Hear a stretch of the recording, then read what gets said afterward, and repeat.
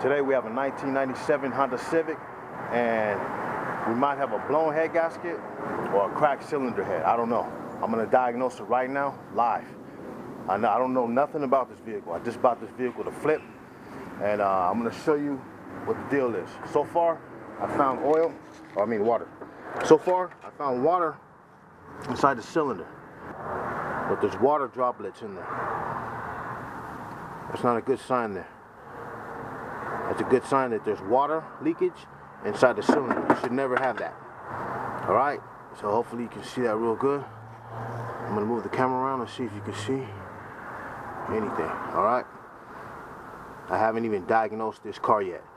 I'm gonna take you through the process of how I diagnose this kind of stuff. Okay, the test I'm gonna be showing you today is a cylinder leak down test to see if we have leakage in any of these cylinders. All right, I definitely know we're gonna have leakage in that one. I haven't even put the tester on there yet, but I got a funny feeling we definitely have leakage in here. How do I know that? Why do I suspect that? Because we got water in there.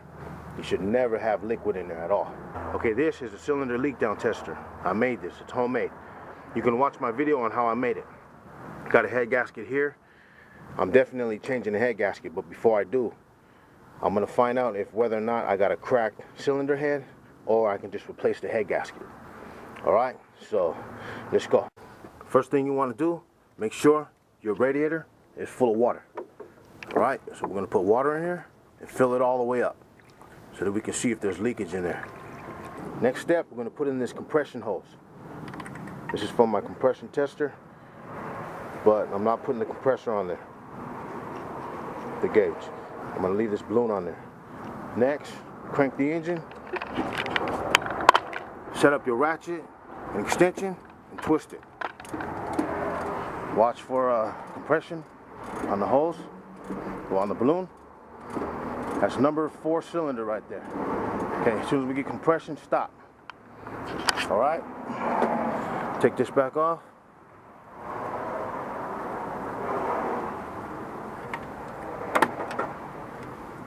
Now get this in there.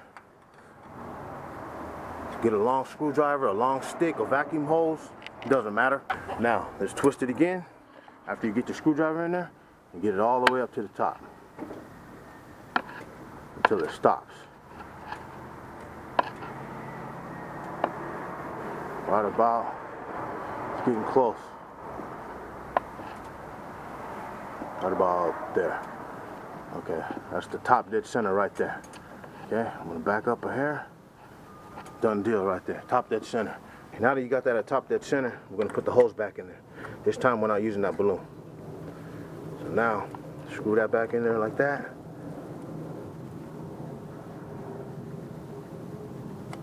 Now what I'm gonna do is hook up the cylinder leak down tester to air supply. Okay, I got no pressure right there. I got it at 0. So what I'm gonna do is I'm gonna test this cylinder at different PSI. All right, then I'm gonna work it all the way up to 100 PSI. But first I gotta keep it down low so I can hook this up. Remember, we're at top dead center on the compression stroke on that cylinder, which is cylinder number 4. Now what I'm gonna do is look at this. As I increase the pressure, I'm gonna look for bubbles in the radiator. There it goes right there, oozing out. If I apply more, there we go right there. We definitely have leakage in this cylinder. Okay, let's do it again. I'm gonna refill the water. Let's refill this water here. Okay, we got the water all the way up. Okay, let's put this on, just take it up, doesn't matter. You don't even have to go to 100. Usually I test this with 100 PSI, but we don't even gotta go that much. We don't even gotta put that much PSI because it starts oozing out real quick. Ready? The air at least. Okay, ready? Watch this here and watch that. That's a 100 PSI right there. So we definitely got a problem in this cylinder. I got the PSI at 100 right now. Car isn't hot or nothing. It's cold. Okay, next, number 3 cylinder. Okay. Watch this, watch that. Ready? See if anything happens in this cylinder. You got a little bit of leakage right there. So far, 4 and 3 are leaking. All right. Okay, next. That's at 100 psi right there that we tested it at. Okay, next, number 2. Got that tight. Very important that you keep the radiator full. So you can see if anything is leaking in each cylinder. Okay. Ready? Let's give it some pressure. That's 100 psi right there. Watch that. I don't see any leakage at all. Number 2 seems to be all right. We got no leakage as far as the head gasket. Normally after this, you check the crankcase. When you open this up here, the oil filler cap, and you listen for air. Listen for air in there. And then you listen for air coming out the throttle body. But first you gotta open up the throttle plate, like that. But we're not even gonna go there today, because we already got leakage in these two. So I'm definitely changing the head gasket no matter what. But as far as this cylinder here, number 2, we got no leakage as far as the head gasket, because there's no movement here in the water. Okay, let's do number 1. Okay, last cylinder, but this is cylinder number 1. Okay, crank that.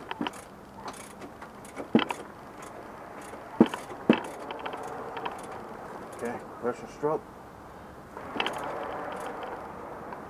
How about there? Let's top that center right there.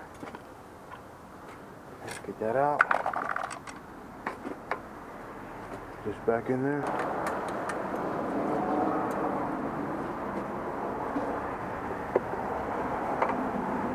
See that?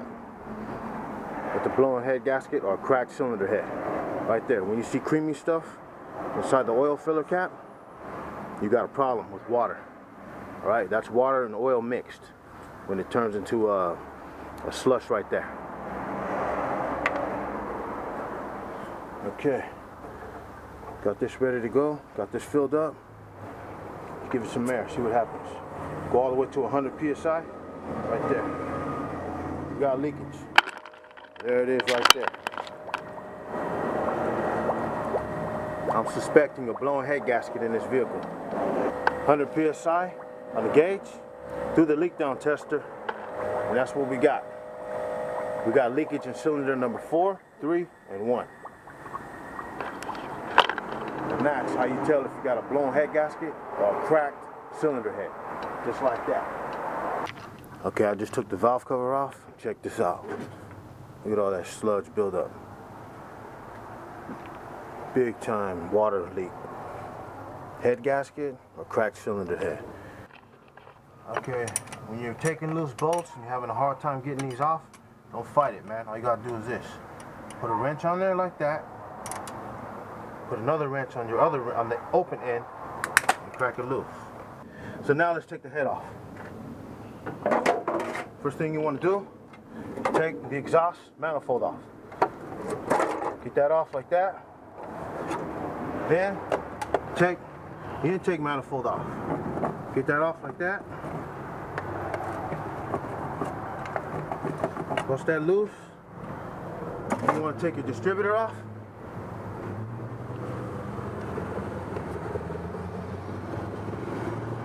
Make sure when you take off the distributor, you mark this here. Right there. Pull that off like that.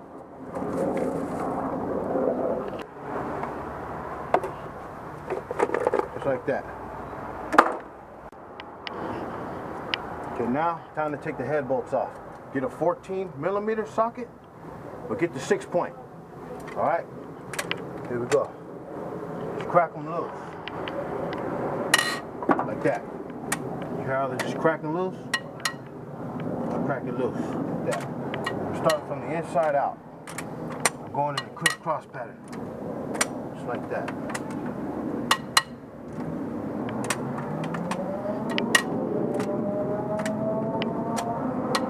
You're not going to take them all the way loose at first. This is a sequence that you have to do little by little. Okay, all of them are cracked loose. Now I'm going to do it again. That's how you want to bust your head bolts loose. Do them in the sequence. After you get them all loose, then take them all out.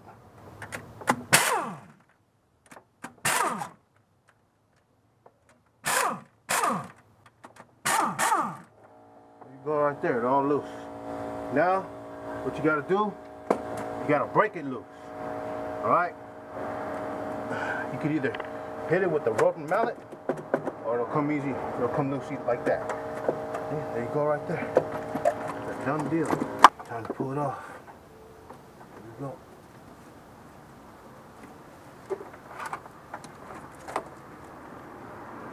There it is right there. Okay, here it is. So this head gasket's already been done, it looks like. This is not factory, because there would have been more sticking to this here. So whoever did that job, I don't know if they did it right, I don't know what they did, or if they used a cheap head gasket. Let's look at this head gasket here. Okay, let's see if we can find out where it blew out. Okay, remember earlier we had cylinders number 4, 3, and 1 were leaking. Okay? 4, 3, and 1 were leaking. It seems to be sealed around here more, and this is the one that didn't leak. That makes sense right there. See the black gasket material? Still on there pretty good. Let's check the back side. Yeah, this is off a little more, this is off a little more. It's about the same on the back side. Let's see, there's more gasket material on this than the other 3. Okay, now I gotta take this to the shop and have them do a pressure test, check for any cracks in it. It looks like this might have blown out. Hopefully this isn't cracked. I hope this is not cracked at all, but we'll see. All right, if this is cracked, I gotta get a new head. But that's how you check to see if you got a blown head gasket. What you got to do is you got to put each cylinder at top dead center, like I showed you, on the compression stroke. Then you're going to put air in it. When you're on the compression stroke at top dead center, all the valves are going to be closed. This whole cylinder will be sealed. Then you put the air in it, and it'll force air into it. If you got a good sealed combustion chamber, then nothing will leak. No air will leak. You can put it at 100 psi and no air will leak. Well, a tiny bit, which is normal, but you shouldn't see a significant drop. But anyways, we had air coming out, leaking out of the side of this head gasket, and we had air bubbles coming out of here. Okay, let me explain to you why we got bubbles coming out of the radiator. Okay, see this clear area here and this clear area? All these clear areas? Right there, right there.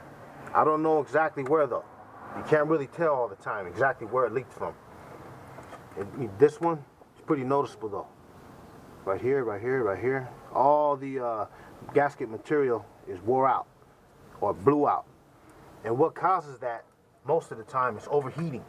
This is evidence. All this is evidence of the car just getting hot and water just splashing everywhere.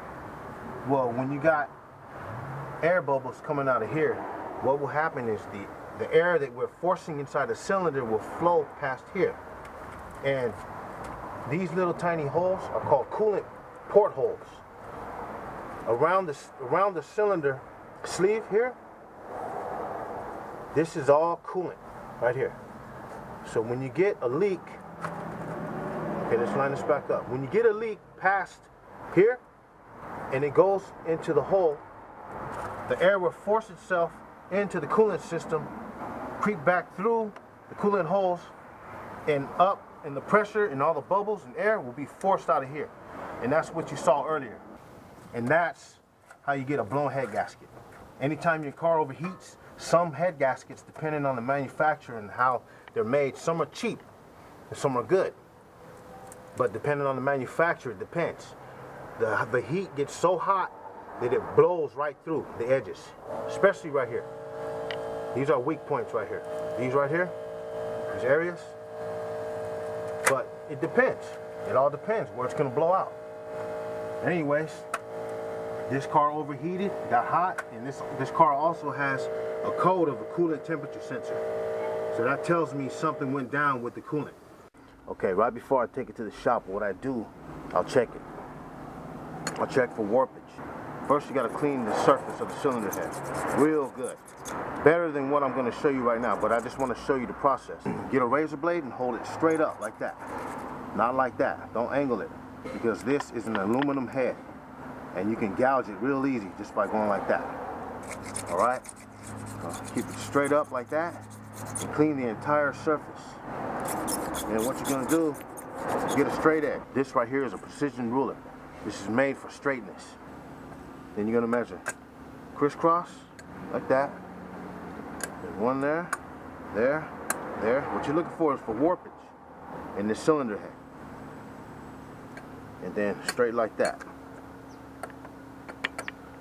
This is all dirty. Normally I clean this very good before I even do this, but I just wanted to show you before I take it to the shop.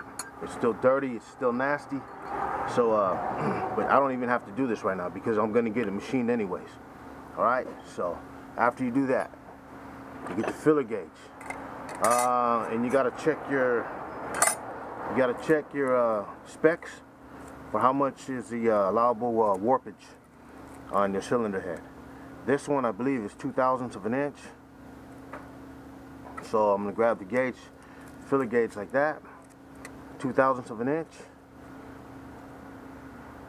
and go like this. I'm also looking underneath to see if we got any light beaming from the back side of it. Right?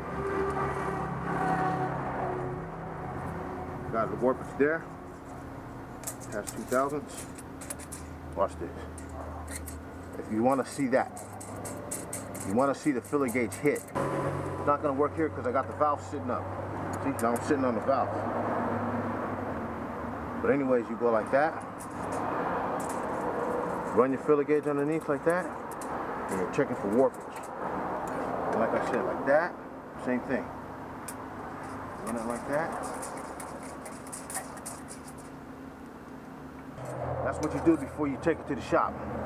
You check it here, here, here, and at an angle like that, and straight like that. On all these parts here. These parts right here, man, you want to definitely make sure there's no warpage between each cylinder.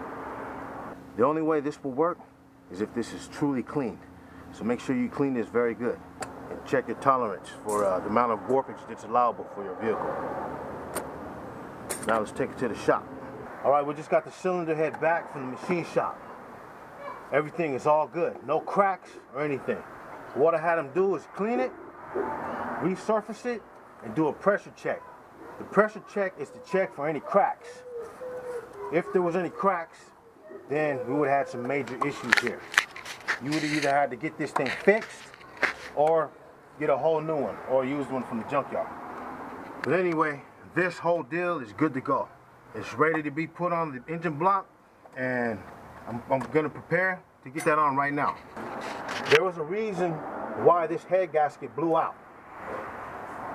My suspicion, and even the guy at the machine shop, we were talking about it. We were talking about how, I told him how all this here, check out all this. I was explaining to him how there's a whole bunch of residue that looks like water blew out. This is a clear indication of an overheating situation. The water expanded, got too hot, maybe the fan didn't come on, I don't know, maybe the water pump stopped. Then the pressure was just too much and just blew out somewhere. Obviously it was around this area probably. This is where everything is concentrated, right here. Then it got on the belts and just threw it up on the hood. But I don't know. So I'm not out of the woods yet. keep that in mind. This still has an overheating problem. Just because you change the head gasket doesn't mean the problem is fixed. Keep that in mind. So now, what I gotta do is I gotta put the head gasket on, put it all back together. Then I gotta run the engine and see why it's overheating. You know, my suspicions are the water pump. I don't know. Hopefully it's something as simple as the coolant temperature sensor. Or a thermostat. Anyways, the next step is to get everything on, run the car for a little bit, and check it out at operating temperature, see if the fan comes on, see if we got coolant circulation, and a few other things. Because if I don't fix the overheating problem, then we're just going to end up overheating again and possibly blow out the next head gasket that I installed. So I don't know nothing about the history of this car. Remember, like I told you, I just bought this and I don't know anything about it. So I'm just trying to go off of what I'm seeing around the vehicle. That's the thing about being a mechanic. Sometimes you don't have any clues or nothing, except for what you're left with, which is all this. This is telling me a story. Something went down. I don't know exactly, but I know it overheated. Definitely. And also, this cylinder head here, this thing has some serious warpage in it. That means this thing was overheated a lot. Okay? So, and that hood says it all. Anyway, before I install it, let me show you what you gotta do. You gotta clean the surface of the block like that. Real good, but make sure you leave the razor blade straight up. Don't bend it like that. This is an aluminum block here, all right? So keep that razor blade straight up like that and clean all the material off there. Next, after that, what you wanna do is you wanna check the block warpage. Check it at an angle like that, straight across, side, center, on this side. Then you got to get the smaller straight edge so it can fit in here. Obviously this is not going to fit, it's too long. So I got to get the smaller straight edge and fit it right here and check here, here, here, here, here, all there. And then you're good to go.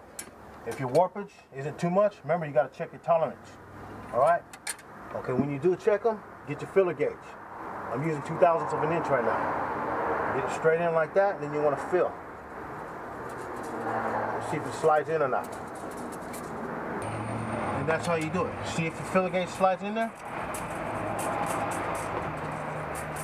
And you shouldn't get it sliding through that much. If it's sliding through too much, then you got a problem. You want it to hit like that. Anyways, that's how you check the block deck. This is the block deck. Filler gauge and the straight edge. And that's how you check a blown head gasket, by simply doing the cylinder leak down test. Anyway, man, don't forget about Christ, man. Put Jesus Christ first in your life. Don't ever give up, man. Like the Bible says, you're more than the conqueror, man, to those that love Christ. Keep your head strong, never back down, never give up. Stay solid out there. In Jesus' name, go get it.